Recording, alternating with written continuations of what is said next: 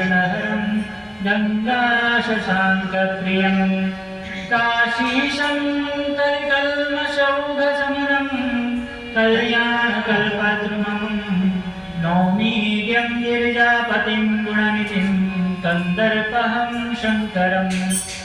यो ददाति सदां शम्भो कैवल्यमपि दुर्लभं फलानां दण्डकृद्योऽसौ शङ्करं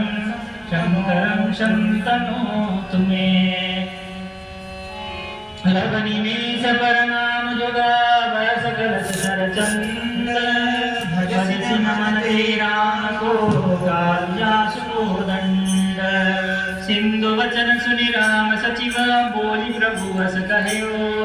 अब विलंब काम करो से कटरो सुनाऊ भानु बोल के तो